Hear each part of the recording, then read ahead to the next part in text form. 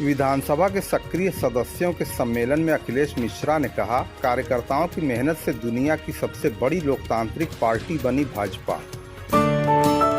Bharatiya Janata party द्वारा collectorate Azamgarh स्थित Nehru hall सभागार में आजमगढ़ विधानसभा के सक्रिय सदस्यों का सम्मेलन आयोजित किया गया। इसमें प्रदेश कार्य समिति के सदस्य अखिलेश मिश्रा उर्फ गुड्डू, पूर्व जिलाध्यक्ष देवेंद्र सिंह और वरिष्ठ नेता आरपी राय मुख्य अतिथि के रूप में मौजूद रहे। प्रदेश कार्य समिति के सदस्य अखिलेश मिश्रा गुड्डू ने कहा कि भाजपा आज दुनिया की सबसे बड़ी लोकतांत्रिक पार्टी बन चुकी है, जो प्रधानमंत्री नरेंद्र मोदी, मुख्यमंत्री योगी आदित्यनाथ और पूर्व नेताओं जैसे अटल बिहारी वाजपेयी, लालकृष्ण आडवाणी, मुरली मनोहर जोशी और अमित शाह के कुशल नेतृत्व का परिणाम है। उन्होंने कहा कि 1984 में मात्र 2 सीटों से शुरू हुई पार्टी आज 19 राज्य में सरकार चला रही है और केंद्र में तीसरी बार सत्ता में है। उन्होंने ये भी कहा कि उत्तर प्रदेश का इतिहास रहा है कि कोई भी पार्टी लगातार 2 बार सत्ता में नहीं आई, लेकिन भाजपा कार्यकर्ताओं की मेहनत, विकास कार्यों और नेतृत्व की कुशलता से ये संभव हुआ। मोदी योगी सरकार की योजनाओं को जन जन तक पहुंचाने का श्रेय भाजपा कार्यकर्ताओं को जाता है, जो घर घर जाकर जनता से संवाद करते हैं और चुनाव को युद्ध की तरह लड़ते हैं। पूर्व जिलाध्यक्ष देवेंद्र सिंह ने अपने संबोधन में कहा कि भाजपा जो वादा करती है उसे पूरा करती है। उन्होंने जम्मू कश्मीर में अनुच्छेद 370-35A की समाप्ति को डॉक्टर श्यामा प्रसाद मुखर्जी के बलिदान को सच्ची श्रद्धांजलि बताया। अयोध्या में भव्य राम मंदिर निर्माण को वर्षों पुराना सपना बताया, जिसे योगी मोदी सरकार ने साकार किया। उन्होंने कहा कि गरीब महिलाओं को निःशुल्क गैस कनेक्शन, स्वच्छता अभियान के तहत शौचालय निर्माण, आयुष्मान कार्ड जैसी योजनाओं से गरीबों के चेहरे पर मुस्कान आई है। भाजपा बिना भेदभाव के सभी को लाभ पहुंचाने के लिए प्रतिबद्ध है। आरपी राय ने कार्यकर्ताओं को पार्टी की नींव बताते हुए कहा कि आप जैसे सक्रिय सदस्यों ने ही भाजपा को इस मुकाम तक पहुंचाया। उन्होंने कहा, 2014 में जब नरेंद्र मोदी प्रधानमंत्री बने तब भारत आर्थिक रूप से कमजोर था, लेकिन आज यह दुनिया की सबसे तेजी से बढ़ती अर्थव्यवस्था बन चुका है। मुख्यमंत्री योगी आदित्यनाथ की प्रशंसा करते हुए उन्होंने कहा कि उत्तर प्रदेश को आर्थिक रूप से देश में दूसरे स्थान पर पहुँचा दिया गया है। उन्होंने कहा, भाजपा सिर्फ सत्ता के लिए नहीं, राष्ट्र निर्माण के लिए काम करती है। इस अवसर पर पूर्व सांसद डॉक्टर संतोष सिंह, रामदर्शन यादव, डॉक्टर श्याम नारायण सिंह, ज्ञानेंद्र सिंह ज्ञानू, पवन सिंह मुन्ना, पूनम सिंह, विनय प्रकाश गुप्ता, ब्रजेश यादव, मृगांक शेखर सिन्हा, सत्य प्रकाश पांडे, विवेक निषाद, निखिल राय, मयंक गुप्ता, विशाल श्रीवास्तव तथा अन्य वरिष्ठ पदाधिकारी और अन्य कार्यकर्ता मौजूद रहे। कार्यक्रम में सभी ने एक स्वर में आगामी चुनाव की तैयारी और संगठन को बूथ स्तर तक मजबूत बनाने की बात कही। भारतीय जनता पार्टी जब चुनाव लड़ती है, युद्ध के तरह चुनाव लड़ती है।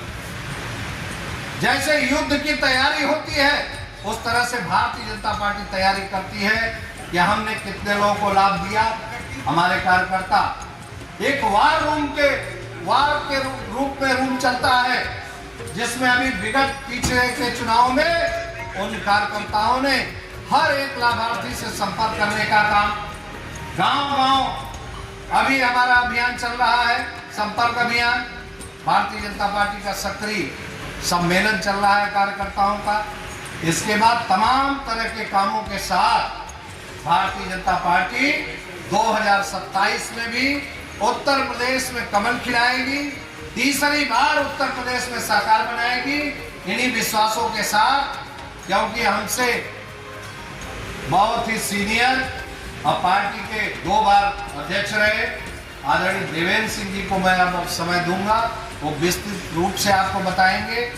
आज विश्व की नंबर 1 की पार्टी है, जिस पार्टी का नाम है भारतीय जनता पार्टी। भारतीय जनता पार्टी, उस भारतीय जनता पार्टी के आप सब कार्यकर्ता के नाते आप यहाँ इकट्ठा है। 11 वर्षों में नरेंद्र मोदी जी ने जो काम किया है, किसके आदर्शों पर चल करके काम किया है, तो पंडित दीनदयाल जी के आदर्शों पर चल के काम किया है। पंडित दीनदयाल जी कभी सांसद नहीं बन पाए थे, कभी चुनाव नहीं जीत पाए थे, लेकिन आम आदमी और गरीब की कैसी चिंता की जाती है, पंडित दीनदयाल जी के सपनों में था। और पंडित दीनदयाल जी कहा करते थे, देश के सबसे गरीब, सबसे निर्धनतम व्यक्ति के चेहरे पर जब तक मुस्कान नहीं आएगी, तब तक भारत माँ के चेहरे पर मुस्कान नहीं आ सकती थी। तो सरकार की प्राथमिकता होनी चाहिए कि गरीब का कल्याण कैसे हो सकता है, गरीब के चेहरे पर खुशी लाई कैसी जा सकती है। इस प्राथमिकता के आधार पर केंद्र और प्रदेश की सरकारें काम कर रही हैं। एक बार नहीं अनेक बार अवसर आया है जब आम आदमी के चेहरे पर मुस्कान लाने का केंद्र और प्रदेश सरकार ने काम किया है। आपने भी प्रत्यक्ष देखा करता हूं और आपसे आग्रह करता हूं कि आप अपने लिए भी एक जोरदार तालियों से अपना भी स्वागत करने की सम्मान करें। केंद्रों सामान्य कार्यकर्ता नहीं है, हम वो कार्यकर्ता हैं जिसके बल पर भारतीय जनता पार्टी यह सपना देख रही है कि 27 के चुनाव में, जैसे उपचुनाव में भारतीय जनता पार्टी उत्तर प्रदेश ने इतिहास रचा है, 27 का जब चुनाव होगा तो इन्हीं सक्रिय कार्यकर्ताओं के दम पर 27 में हम तीसरी बार भी उत्तर प्रदेश में सरकार बनाने में सफल होंगे। सरकार तो हम 2 बार से बना रहे हैं, लेकिन आजमगढ़ के अंदर भी सदर विधानसभा सहित जिले की तमाम सीटों पर राजनीतिक सफलता पाएंगे। किसके बल पर पाएंगे? आप सब सक्रिय कार्यकर्ताओं के बल पर ही पाने की बात कही जा रही है। आप सब सक्रिय कार्यकर्ता के नाते यहाँ इकट्ठे हैं कि 11 वर्षों की नरेंद्र मोदी जी के कार्यकाल की चर्चा करने के लिए मैं खड़ा हुआ। भारतीय जनता पार्टी की स्थापना के 45 वर्ष पूरे हुए हैं। इस 45 वर्ष पूरे होने पर पार्टी द्वारा विभिन्न कार्यक्रम आयोजित किए जा रहे हैं। 6 अप्रैल को पार्टी का स्थापना दिवस मनाया गया।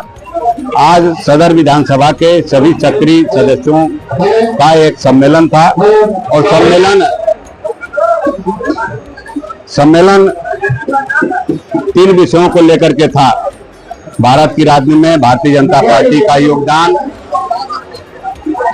भारतीय जनता पार्टी की चुनावी और संगठन विस्तार और 11 वर्षों में केंद्र की नरेंद्र मोदी जी की सरकार की उपलब्धियों के बारे में विभिन्न वक्ताओं द्वारा चर्चा किया गया।